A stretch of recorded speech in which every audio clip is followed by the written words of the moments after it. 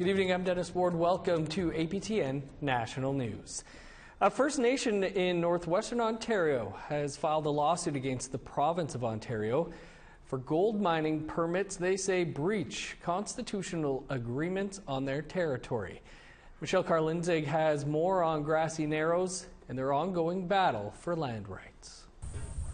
The community of Grassy Narrows has long battled with the Crown on the health and rights of their land. The First Nations waters were poisoned with tons of mercury from a pulp and paper mill 60 years ago.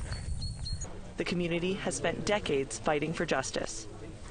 We need justice. We need everybody to keep pushing, to keep saying that Grassy Narrows needs that mercury home. Grassy Narrows has filed a lawsuit against the province of Ontario regarding 9 mining permits handed out between 2018 and 2021. The statement of claim alleges mining companies went into Grassy Narrows territory. Chief David Forbister says his community was not consulted, nor did they consent. Appalling, when they're still doing these things behind our backs, for many decades. According to the statement of claim, failing to consent is a breach of Ontario's constitutional duties to Grassy Narrows. Forbister is in Toronto this week and says after many attempts, he will sit down with Ontario Minister of Indigenous Affairs, Greg Rickford. He hopes the meeting will put an end to the permits, particularly for the sake of Grassy Narrows youth. The youth are starting to, heal, but if they see this happening, that's going to be devastating to them as well, when they're trying to move on. Minister Greg Rickford's office said they could not comment further as the situation is before the courts. Michelle Karlinzig, APTN National News, Winnipeg. To southwestern Ontario now, where a First Nation has known for years air pollution is making them sick. Now they have the data to prove it. The Aamjiwnaang First Nation is near the city of Sarnia and recently obtained Ontario government pollution data confirming alarming levels of the cancer-causing chemical benzene in their air. Joining us today is Chief Chris Plain to talk about the latest findings. First, here's Crown Indigenous Relations Minister Mark Miller, who was asked about this issue earlier this afternoon. Here's his response. I think this is important for this to come to light. There are multi-layered factors with respect to the government of Ontario and the work that we need to do together to make sure that these people can have quality air like everyone else. And I think it's something that I'll be working obviously with Minister Haidu and the province of Ontario to get a little more clarity on. Chief Plain, thanks for being with us. So what do you think of Minister Miller's response?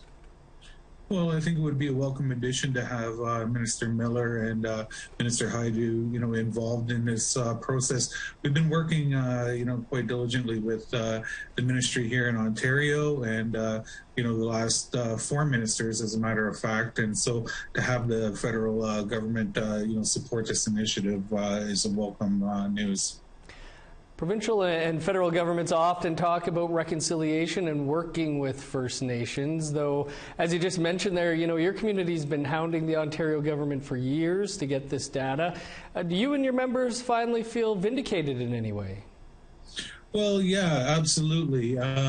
We have been quite, participating in community, collecting data. We've had a lot of community members involved, in studies, and we're very anxious to move forward with some mitigation with the concerns that we have. And we obviously feel that we're validated in our concerns that we've advocated for, for a number of years. Do you maybe have some advice for other First Nations that have forthcoming industrial development on or near their lands? Should they just assume the government regulations regarding these projects will protect the health and safety of their citizens? Well, absolutely not in the past. However, it is welcome news that we have this regulation being, proposed. I would hope that, the comments are minimal and industry would be, on board with implementation and to be able to meet the new standards that are being proposed. Obviously, we have a large congregation of industry here in this particular area, and obviously maybe one wouldn't be as bad as the large amount of industrial pollutants that are within a very, very close proximity to my community and fence line, for three major industries. Chief Plain, some are calling this a case of government environmental racism. What are your thoughts? Well, here in the community, we've been sitting with government and they've been participating at tables with our staff. And, I've had, a working relationship with the three previous ministers. I've heard from Minister Piccini last week, as a matter of fact, prior to the regulations being posted on the ERO, the Emergency Registry of Ontario, Environmental Registry of Ontario. Before, the week before that, I had met with the Deputy Minister. So I haven't met either one of them yet, but obviously COVID restrictions have a lot to do with that. Since we've been, raising these issues, the government, we've had their ear, and, this new proposed regulation is, welcome by our community and something that a lot of our community members and our staff and our leadership have been advocating for a number of years. Chief Plain, we'll have to leave it there, but thanks for some of your time today. Okay, thank you very much. Parliament begins next week, which means this is the last chance for party leaders to get out to the ridings before they're required back in Ottawa. Before the session begins, the NDP's leader turned his eyes north. Jagmeet Singh is in Iqaluit this week. The Nunavut seat was a hold for the NDP in the election. Today is also the 36th day in a row where you cannot drink Iqaluit city water due to fuel contamination. Singh vowed to pressure the government to fund a solution. The territorial governments and the mayor have outlined it would cost $180 million to fix a problem, to invest in the infrastructure to make sure that we've got a sustainable long-term solution, and we're demanding that the federal government fund that amount so that we can actually fix the problem. To Quebec, where the Coroner's Bureau is investigating the death of an Inuit elder whose body was discovered near the building site of a luxury condo complex in Montreal over the weekend. Police recovered 61-year-old Elisapie Pugutuk her body at the downtown site on Saturday morning. Police say foul play was not a factor. An autopsy is underway. Elisapie is the older sister of the late artist Annie Pugutuk, who was recently honored when an Ottawa park was renamed after her. Annie's body was recovered from the Rideau River in Ottawa back in 2016. Though the cause of death in Elisapie's case is still unknown, advocates say it represents the ongoing need for overnight resources for the homeless. For example, behind me is a nice white tent. The problem is it's not big enough and it needs to be more than a tent. Okay, so it will seat 16 people, okay, but that's of course not really nearly enough, and what they need is a building that's heated, really an evening Indigenous-led night shelter. That's what it is, and there's exceptionally high death rate for folks who find themselves homeless, and this is an ongoing problem. And it's also a somewhat unnecessary problem, especially when governments have the possibility of creating safer places for people to be. To the Yukon, where a woman was barred from running as a band councillor in 2018 because she doesn't live on the First Nation she grew up on. Now, after 2 court losses, she's hoping the Supreme Court of Canada will hear her case. Here's Sarah Connors with more on that story. Cindy Dixon grew up on the Vuntut-Gwitchin First Nation in Old Crow, Yukon, a fly-in community of around 260 people, 800 kilometers north of Whitehorse. She lives and works in Whitehorse, but she tried to run for Vuntut-Gwitchin Council in 2018. The council wouldn't let her, citing a section of their constitution that says you have to move to Old Crow within 14 days of being elected. I don't agree with that. I don't agree for my children, our future grandchildren, nieces, nephews, friends, citizens in general. Dixon says there's many reasons she can't move back to Old Crow. The most pressing being there's no hospital there and her son has a medical condition. You know, some citizens just can't go back to Old Crow, whether it's for family reasons, for work reasons, for medical reasons. In 2019, Dixon challenged the Vuntut-Gwitchin First Nations residency rule in court. She lost. Earlier this year, she appealed that judgment, arguing the judge erred in his ruling. She lost again. However, Dixon is unwavering in her belief Vuntut-Gwitchin citizens living outside of settlement lands should be allowed to serve on council. It would be nice even to have one councillor located in Whitehorse or wherever to take into consideration the views of citizens that live outside of Old Crow, because we might have different issues. Dixon says the most recent ruling against her can be used against members of other Canadian First Nations in similar cases, so she is asking the Supreme Court of Canada to hear her case. I just feel that as citizens of our governments, we should be giving direction, and it shouldn't really be a top-down process. It's not yet known if Canada's Supreme Court will hear her challenge. They only hear a few cases a year. The Vuntut-Gwitchin First Nation declined to comment. Meanwhile, Dixon says she's looking forward to an opportunity to discuss the issue with her First Nation and fellow citizens.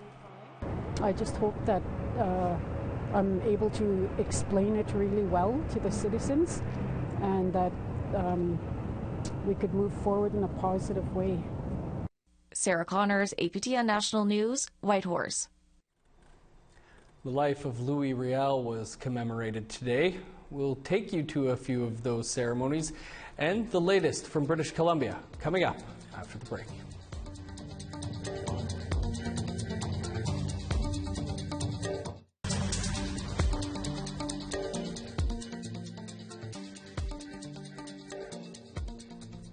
Welcome back.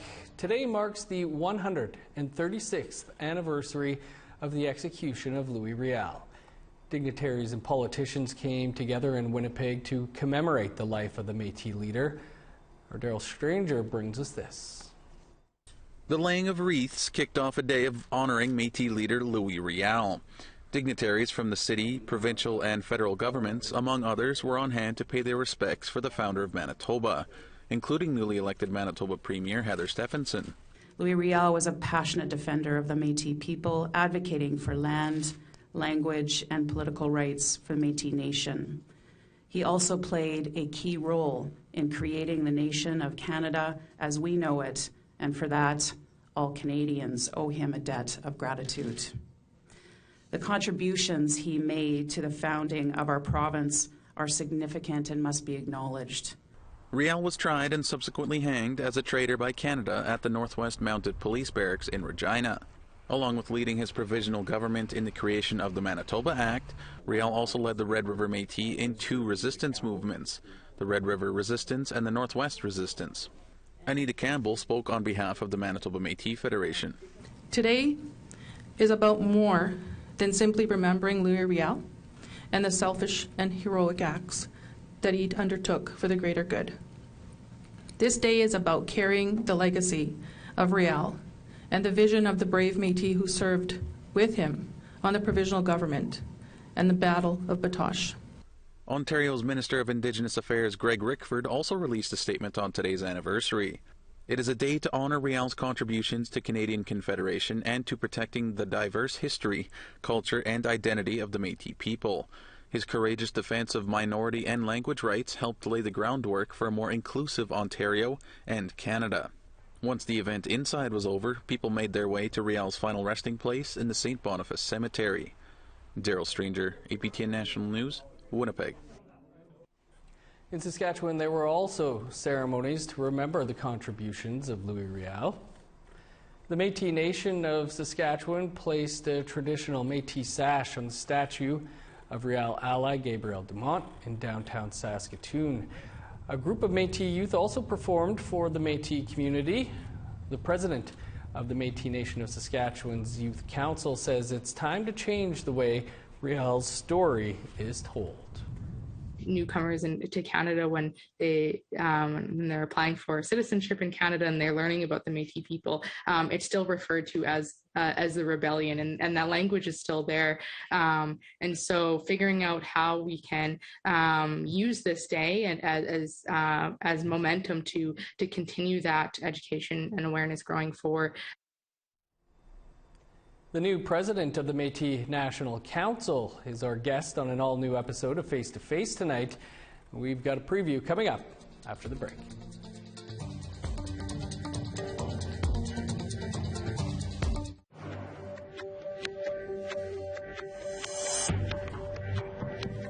Welcome back. Time now for our photo of the day.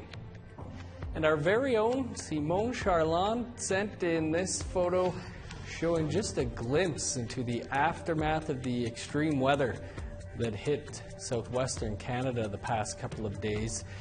If you have photos you would like to share, send them to share@aptn.ca for the chance to be featured as our next photo of the day. Time now to take a look at tomorrow's weather forecast. Starting on the east coast, 3 with snow in Halifax, sunny and 3 in Fredericton. 7 below in Kuujjuaq, -5 in Nain. +1 with snow in Montreal, 3 below and cloudy in Chibougamau. 8 in Sault Ste. Marie with showers, 5 and rain for North Bay.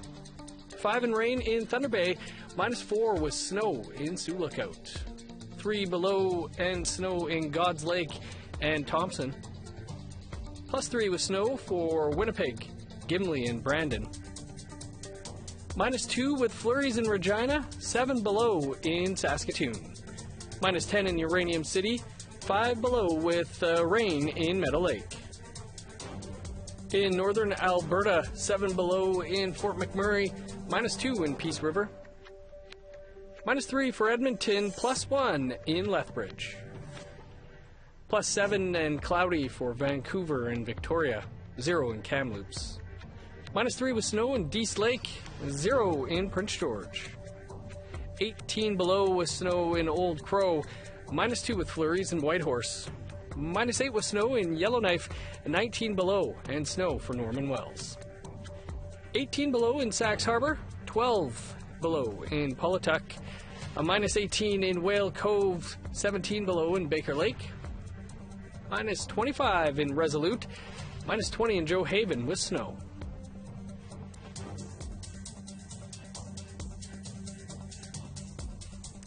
With high-powered First Nations figures like Carrie Price seeking mental health support, discussions about services and how to get them are ramping up. On the North Shores of Quebec, the Inuit community of Aamjiwnaang recently welcomed a critical resource, the province's first Indigenous-run suicide prevention house. Lindsay Richardson has more. Aamjiwnaang, population around 3,000. The Inuit community on Quebec's Côte-Nord is close-knit, sharing a love of nature, a love of music, and in many ways, sharing the aftershock caused by a so-called suicide crisis almost 7 years ago. L'année a fini le 31 octobre 2015. C'est ma nièce, Aamjiwnaang, qui s'est suicidée. Elle avait 17 ans à l'aube de ses 18 ans. Et oui, j'ai été très touchée. To Marie-Luce Jourdain, 2015 marked a turning point for the community. 5 Inuit from Aamjiwnaang died by suicide in the span of a few months. 2 of them took their lives on the same day. In 2017, a coroner's inquest report examining the deaths was publicly released, but recommendation number 1 was only recently fulfilled: the opening of Shimishtin Crisis House, the suicide prevention shelter where Jourdain now works. C'est le support. Une fois que tu es allé en santé mentale, souvent, au retour, tu n'es pas prêt à retourner chez vous. Donc, tu vas venir ici. Tu vas venir te relaxer, reprendre de l'énergie nécessaire parce que c'est un gros chemin, se rattacher à la vie. Il y a un gros processus qui s'attache à ça. Et nous, on va accompagner l'individu dans cette démarche-là. Statistics Canada data indicates suicide rates are highest among First Nations, Inuit, and Métis across Canada. But bridging the systemic gaps and addressing specific problems identified in the Quebec Coroner's report is not a small undertaking.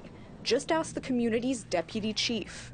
J'ai lu le rapport des 5 suicides. J'en ai lu un. J'ai débuté, je connaissais la personne, j'ai grandi avec, puis c'était vraiment quelque chose de lourd, que je voyais qu'il y avait un manque. Vraiment un manque là, entre l'hôpital et la thérapie. C'était le centre de maison de crise, de prévention suicide.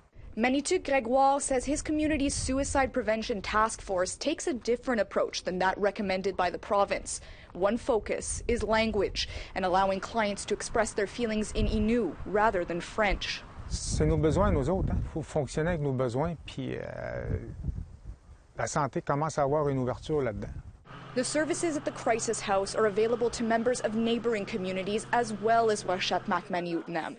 Many people here carry individual stories of loss, but the desire to heal and strengthen is collective. Quand on m'a invité à participer au comité, c'était un cadeau pour moi parce que j'ai promis à Manadège que j'allais trouver une solution pour aider les autres. Chimishton House's 1-800 number is open to the public 24/7. Lindsay Richardson, APTN National News, Montreal. In recent years and even recent weeks, there have been a number of high-profile cases of people claiming to be Indigenous, when it appears that may not be the case.